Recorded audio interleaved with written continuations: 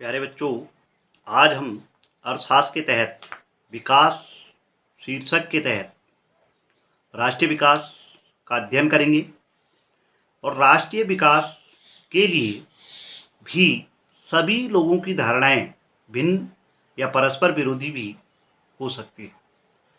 राष्ट्रीय विकास ऐसा होना चाहिए जिसमें सभी नागरिकों को लाभ प्राप्त हो सके। विभिन्न देशों या राज्यों की तुलना राष्ट्रीय विकास के लिए कैसे की जाए, इसके तहत हम सबसे पहले राष्ट्रों का वर्गीकरण करते हैं। राष्ट्रों को 3 श्रेणियों में बांटा गया है: विकसित राष्ट्र, विकासशील राष्ट्र और अल्प विकसित राष्ट्र। जैसे हम व्यक्तियों की 1 या 2 महत्वपूर्ण विशेषताओं के आधार पर तुलना कर सकते हैं कि ये लंबे हैं, मोटे हैं, छोटे हैं, ज़्यादा दिमाग से तेज हैं, इस आधार पर हम तुलना करते हैं। राष्ट्रों की हम ऐसे ही कुछ मानकों के तहत तुलना कर सकते हैं कि उस राष्ट्र का राष्ट्रीय विकास कितना है। ये मानक भी सबसे पहले राष्ट्र की आय हो सकता है, दूसरा राष्ट्र की शिक्षा और तीसरा राष्ट्र का स्वास्थ्य व्यवस्था की प्रणाली कैसी है। इन मानकों के तहत हम राष्ट्रों की तुलना कर सकते हैं।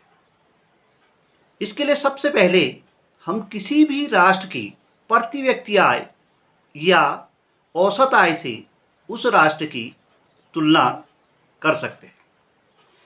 प्रति व्यक्ति आय ज्ञात करने के लिए हम किसी भी राष्ट्र की कुल आय को उस राष्ट्र की जनसंख्या से भाग दे देते हैं।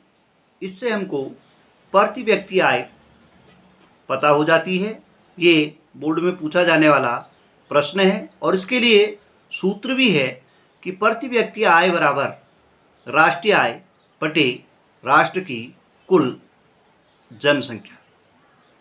लेकिन कभी कभी ये औसत आय के जो मानक हैं ये असमानता को छुपा देते हैं।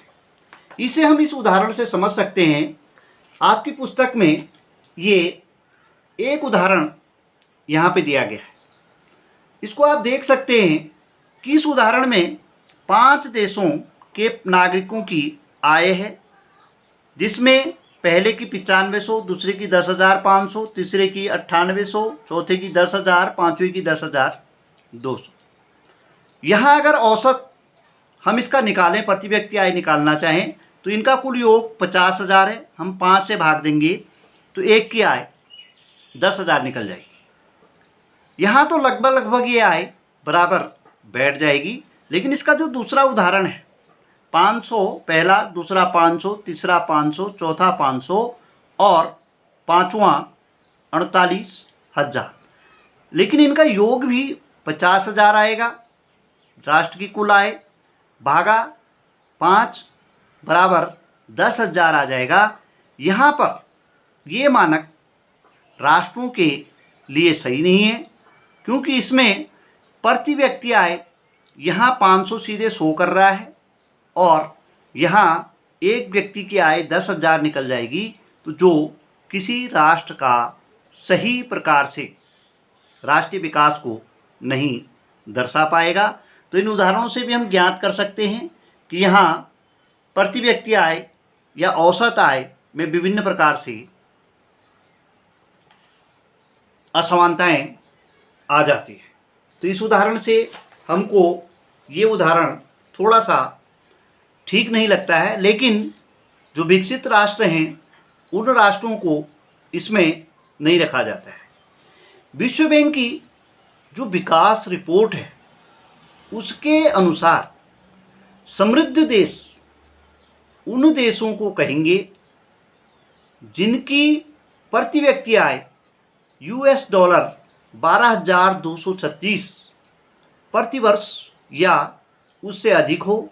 उस राष्ट्र को हम समृद्ध देश कहते हैं और इसमें हम विकसित राष्ट्रों को नहीं गिनते। दूसरा, मध्यम आय वाले देश, वे देश जिनकी प्रति व्यक्ति आय $1840 प्रति वर्ष हो, उन राष्ट्रों को हम मध्य आय वाले देश कहते हैं। और निम्न आय वाले देश, वे देश जिनकी प्रति व्यक्ति आय $1005 प्रति वर्ष या उससे कम है, निम्न आय वाले देश इन्हें कहा जाता है। ये विश्व बैंक की 2016 में प्रकाशित रिपोर्ट के अनुसार वर्गीकरण यहाँ पर किया गया है। ये राष्ट्रों के विकास या विभिन्न राज्यों की तुलना आय के आधार पर कैसे करें, तो इससे भी हम उस राष्ट्र या राज्य के राष्ट्रीय विकास के बारे में जानकारी प्राप्त कर सकते हैं। आय के अलावा जो अन्य मापदंड हैं, जिसमें हमने कहा स्वास्थ्य और शिक्षा, उस आधार पर हम कैसे विभिन्न राष्ट्रों का या राज्यों का वर्गीकरण कर सकते हैं। इसमें सबसे पहले विकसित तथा कम विकसित राज्यों को जानने के लिए हम यहाँ पर राज्य की आय के आधार पर, प्रति व्यक्ति आय के आधार पर पुनः ये डाटा यहाँ पे देखते हैं। और इसमें हमने देखा कि हरियाणा की प्रति व्यक्ति आय 1,62,034 यहाँ पर दिखाई गई। ये 2016 की विश्व बैंक की रिपोर्ट के आधार पर एक विकसित राज्य इसे हम कह सकते हैं। दूसरा, केरल यहाँ पे दिखाया गया है, 1,55,516 इसकी आय यहाँ पे दिखाई गई है। ये मध्यम आय वाला राज्य है। और तीसरा, बिहार राज्य 34,168 इसकी प्रति व्यक्ति आय यहाँ पर दिखाई गई है।